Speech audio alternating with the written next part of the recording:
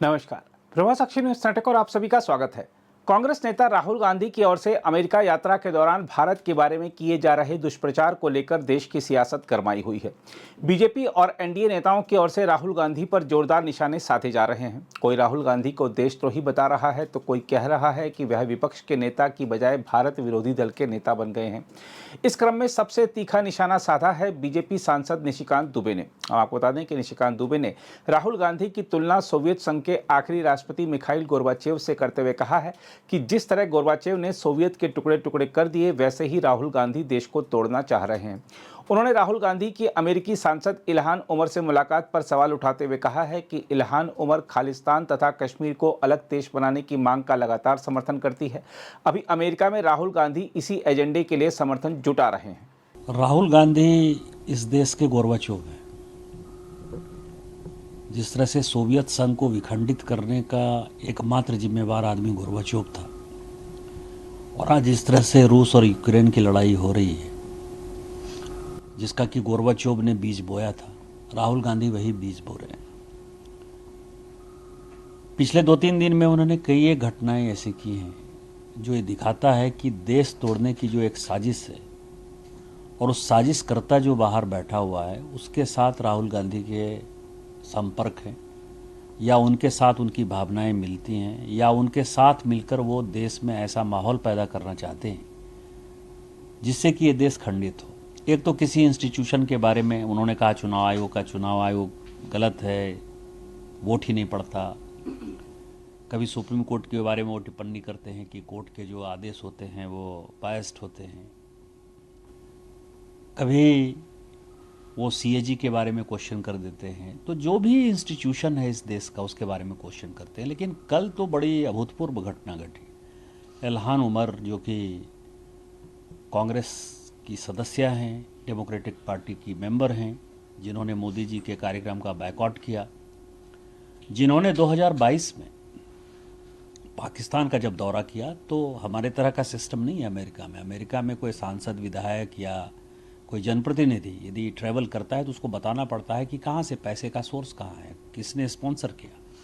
तो उन्होंने अमेरिकन कांग्रेस में ये स्टेटमेंट दिया, मतलब लिखित दिया है कि उसको पाकिस्तान की आईएसआई ने जो है उसका पैसा दिया, स्पॉन्सर किया, और पाकिस्तान ऑक्यूपाइड कश्मीर का उसने विजिट किया। वो लॉबी चला रही है कि पाकिस्तान ऑक्यूपाइड कश्मीर के साथ हमारा भी जो कश्मीर का भाग है, जो कश्मीर हमारा ले लिया है ज़बरदस्ती पाकिस्तान ने, वो और जो भारत में कश्मीर है, ये सब या तो पाकिस्तान में मिल जाए या ये एक अलग देश हो जाए। दूसरा, निर्जर का जब मर्डर हुआ तो वो ये आरोप लगाती है कि भारत सरकार ने इसका मर्डर कर दिया। दूसरे देश के नागरिक को हम क्यों मारने जाएंगे? भारत को क्या फ़ायदा है निर्जर के मारने या इन चीज़ों से? लेकिन चूंकि वो सिख आतंकवाद का समर्थक है, सिख आतंकवादी है, मतलब खालिस्तानी आतंकवादी है, और वो पन्नू के साथ है जो कि खालिस्तान नया देश बनाना चाहता है। खालिस्तान बनाने वाले जो सिख आतंकवादियों का एक बड़ा फौज है उसका वो समर्थन करती है। और उसके कारण जो उन्होंने सिखों पर बयान दिया माननीय राहुल गांधी ने, आज सिक्स फॉर जस्टिस जो कि रेफरेंडम की बात करता है, खालिस्तान की बात करता है, आज उसका स्टेटमेंट आ गया, उसका प्रेस रिलीज आ गया। ये दोनों घटना क्या कहती है कि जिस तरह से उनके नाना ने पाकिस्तान बना दिया, भारत के टुकड़े कर दिए, अब वो राहुल गांधी आज़ादी के 77 साल बाद, 80 साल बाद एक खालिस्तान बना देना चाहता है, एक देश को, एक कश्मीर अलग देश बना देना चाहता है। वोट बैंक की राजनीति के कारण बांग्लादेशी घुसपैठिए जो है बंगाल में घुसा है, बिहार में घुसा है, झारखंड में घुसा है। तो एक ग्रेटर बांग्लादेश की जो एक परिकल्पना किसी ज़माने में जिन्ना और लियाकत अली की हुआ करती थी, उसको जो है पूरा कर दें, नॉर्थ ईस्ट को अस्थिर कर दें, मणिपुर में जाके जो है भड़काऊ भाषण दे दें।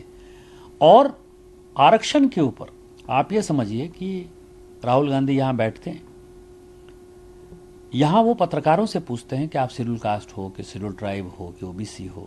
बिजनेसमैन के बारे में पूछते हैं कि शेड्यूल कास्ट हो, शेड्यूल ट्राइब हो, ओबीसी हो।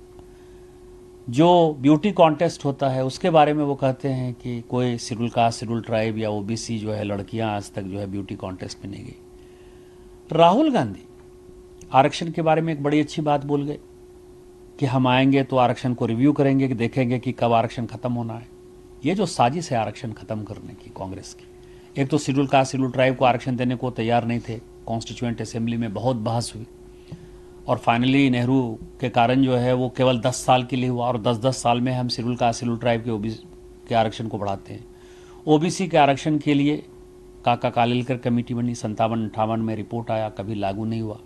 61 में नेहरू जी ने सारे मुख्यमंत्री को चिट्ठी लिख दी कि रिजर्वेशन लागू नहीं होगा। 67 में तो दरोगा राय उनके चीफ मिनिस्टर थे, उन्होंने आरक्षण लागू करने की कोशिश की, उनको रातों रात लात मार के भगा दिए।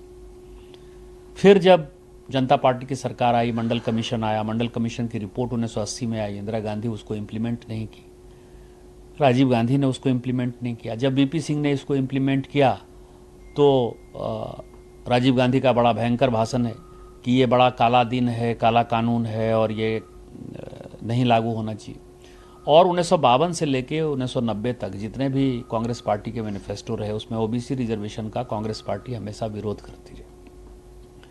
तो उन्होंने वहां कहा कि हम इसको रिव्यू करेंगे, लेकिन यहां वो क्या भाषण देते हैं, यहां वो दो चीजें करते हैं। यहां वो भाषण देते हैं कि हम जो है जातिगत जनगणना कराएंगे और 50% से ऊपर रिजर्वेशन दे देंगे। इस देश में अब 60% रिजर्वेशन है। जिस आर्टिकल 14, 15, 21, 25, 26 राइट ऑफ इक्वलिटी की बात करते हैं कि समानता का अधिकार होना चाहिए, सबको अधिकार होना चाहिए, तो आप क्या करना चाहते हो कि सुप्रीम कोर्ट का जो ये बेसिक प्रिंसिपल है कॉन्स्टिट्यूशन का, बाबा साहब अम्बेडकर का, उसको निगेट कर देना चाहते हो, उसको खत्म कर देना चाहते हो और ऊपर से जो है आप जातिगत जनगणना के ऊपर भड़काते हो। यदि आप में हिम्मत है तो अमेरिका में जिस लोगों से आप मिल रहे हो, जो भारतीय आपसे मिल रहे हैं, कभी आपने पूछा है कि तुम शेड्यूल कास्ट हो कि शेड्यूल ट्राइब हो, ओबीसी हो? आपको ये नहीं लगता कि भारत में जो है अपॉर्चुनिटी कांग्रेस के कारण नहीं मिली, तो चाहे पूरा सैन फ्रांसिस्को है, चाहे अमेरिका है, चाहे यूके है या ब्रिटेन है, जर्मनी है, जहाँ कहीं भी लोग गए वो यहाँ के ब्रेन गए और आप ऊपर से जो है वहाँ भड़काऊ भाषण दोगे, वहाँ के लोगों को भड़काऊ भाषण दोगे, यहाँ जो है आप ओबीसी के नाम पर भड़काना चाहते हो। यदि आप में हिम्मत था तो जातिगत जनगणना आपने कर्नाटक में क्यों नहीं लागू किया? आपकी सरकार है, वहाँ हो चुका है। छत्तीसगढ़ में क्यों नहीं लागू किया? तो एक तरफ उनको खालिस्तान बनाना है, एक तरफ उनको ग्रेटर बांग्लादेश बनाना है मुसलमानों के साथ, एक तरफ उनको जो है कश्मीर को भूभाग में कर देना। तो इसीलिए वो गोरबाचोव हैं और मुझे लगता है कि ये एक देश के लिए सोचने वाली शर्मनाक घटना है कि अभी तक वो एक सांसद के नाते, कांग्रेस पार्टी के अध्यक्ष के नाते जाते थे, अब तो वो कॉन्स्टिट्यूशनल पोस्ट पर बैठे हुए हैं। और भारत की जो विदेश नीति रही है वो हमेशा ऐसी रही है कि पक्ष और विपक्ष सभी की विदेश नीति एक साथ रही है। माननीय अटल बिहारी वाजपेयी जी जब राजीव गांधी प्रधानमंत्री थे तो भी उन्होंने जो है डेलीगेशन का नेतृत्व किया था, भारत सरकार ने कराया था। और जब नरसिम्हा राव प्रधानमंत्री थे तब भी जो है डेलीगेशन का नेतृत्व अटल बिहारी वाजपेयी ने किया। भारतीय जनता पार्टी ने हमेशा देश हित में काम किया है, लेकिन राहुल गांधी का जो है इलाज कराने की आवश्यकता है।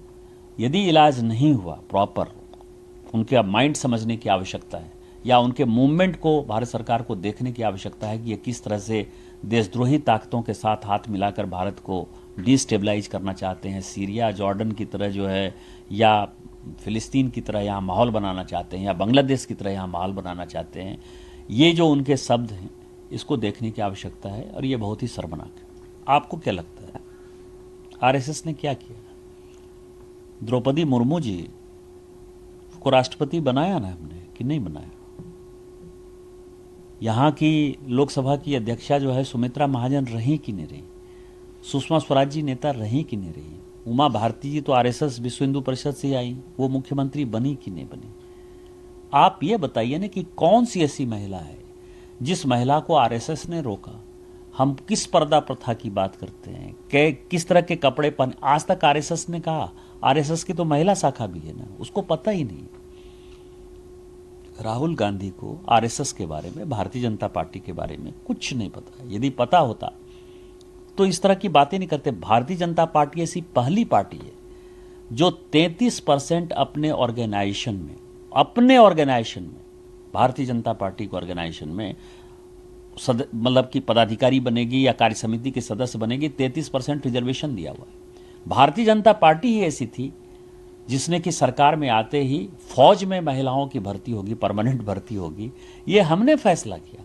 मोदी जी ऐसे पहले मुख्यमंत्री थे जिन्होंने कि पंचायतों में और नगर पालिका में 50% महिलाओं को आरक्षण मिले। ये फैसला जो है माननीय मोदी जी ने किया। 33% महिलाओं को विधानसभा और लोकसभा में आरक्षण मिले। ये बिल अभी मोदी जी ने पास किया, जब नया पार्लियामेंट बना तो ये हमने पास किया। आप किस तरह की बातें करते हो यार, आपको कुछ नहीं पता है देश दुनिया के बारे में। मैंने वही कहा ना कि सारे इंस्टीट्यूशन मोदी विरोध में वो इतने पागल हो गए हैं कि बेसिर पैर की बातें करते हैं और उनको कुछ अता पता नहीं है कि ये देश कैसे चलता है और किस किस तरह की पॉलिसी भारतीय जनता पार्टी या आरएसएस के लोग समझते हैं, जानते हैं या करने की कोशिश करते हैं। देखिए, ये कांग्रेस का इतिहास रहा है। कांग्रेस ने करुणानिधि जी की सरकार जो है भ्रष्टाचार के कारण 1973-74 में बर्खास्त कर दी, 80 में उसके साथ समझौता कर लिया। इस सरकार में जब मनमोहन सिंह जी की सरकार चलती थी, मैं बहुत पुराना आपको नहीं कहूंगा, जब नरसिम्हा राव की सरकार चलती थी तो कांग्रेस ने सुखराम जी जो हिमाचल के हैं उनको जेल भेज दिया। हवाला केस में कमलनाथ जी, माधवराव सिंधिया जी सबको तंग कर दिया। जब मनमोहन सिंह जी की सरकार चली तो उसमें राजा को, कनिमोझी को, डीएमके के सारे लोगों को उन्होंने जेल भेज दिया। अपने अलायंस पार्टनर को कैसे, शरद पवार जी के ऊपर जो है लवासा का एक बड़ा आरोप लगा दिया कि लवासा चलता है, जयराम रमेश ने उसको रोक दिया। लालू प्रसाद जी को मंत्री नहीं बनने दिया। लालू प्रसाद जी जब जेल गए तो आप समझिए कि कांग्रेस समर्थित सरकार थी, तो उनका उद्देश्य ये है कि डराओ धमकाओ, जेल भेजो, अपने सहयोगी दलों को जो है इसी तरह से टाइट करते रहो। यदि ये 20 का फर्क है तो मुझे शायद कैलकुलेशन में गलती हो रही है, 230 ही उनके पास है, 543 की जो है ये लोकसभा है, तो हमको लगता है कि 313-14 लोग जो हैं, 313 और 230 में यदि 20 का फासला है तो मुझे नहीं पता, ये मुंगेरी लाल के हसीन सपने हैं। मल्लिकार्जुन खड़गे जी की अब उम्र हो गई है, बहुत ज़्यादा उम्र हो गई है। उनको राहुल गांधी ने झांसा दिया हुआ है कि यदि कांग्रेस की किसी ज़माने में सरकार बनेगी तो हम आपको जो है प्रधानमंत्री बनाएंगे। वैसे जगजीवन राम जी को प्रधानमंत्री नहीं बनाया, आपको पता है कि कांग्रेस छोड़कर उनको जनता पार्टी में आना पड़ा, और जनता पार्टी में जब उनको प्रधानमंत्री बनने की बात आई तो वो चौधरी चरण सिंह जी के साथ चले गए, जगजीवन राम जी को नहीं बनाया। सीताराम केसरी जी को किस तरह से बेइज्जत किया। तो शेड्यूल कास्ट और ओबीसी के बारे में उनके क्या विचार हैं वो लोगों को बताने की आवश्यकता नहीं है। मल्लिकार्जुन खड़गे साहब ऐसे ही सपने देखते देखते शायद कांग्रेस अध्यक्ष पद से हट जाएंगे। हम उनकी लंबी उम्र की कामना करते हैं, लेकिन वो अपने जीते जी देखेंगे कि कांग्रेस पार्टी जो है वो केवल गांधी परिवार को छोड़कर किसी को कुछ नहीं समझती है, किसी से उसका कोई लेना देना नहीं है, और किसी कीमत पर वो दलित, पिछड़े, आदिवासी हित की बात नहीं करेंगे। और इसलिए 20 सीट का जो फासला है उनको अपना कैलकुलेशन भी ठीक कर लेना चाहिए कि 313 और 230 में बहुत फर्क है, क्योंकि 543 की लोकसभा है। तो जब वो जोड़ेंगे तो उनको लगेगा कि यह हास्यास्पद चीज़ है, और जिंदगी में ना मोदी जी ने खाया है ना किसी को खाने दिया है। जितनी जांच करानी होगी वो, यदि कभी 100 साल बाद कांग्रेस की सरकार बनी, क्योंकि 2-4-10 साल में तो मुझे नहीं नजर आता है, तो वो जांच करा लेंगे, और जो भी भारतीय जनता पार्टी के नेता उस वक्त जिंदा होंगे वो मोदी जी के नाम पर और इस मंत्रिमंडल के नाम पर जेल जाने को तैयार रहेंगे। अगर आप भी लेना चाहते हैं देश दुनिया की तमाम जानकारी तो आज ही सब्सक्राइब करें हमारे चैनल को। साथ ही नीचे दिए बेल आइकन को जरूर दबाएं ताकि हर अपडेट आप तक पहुंच सके।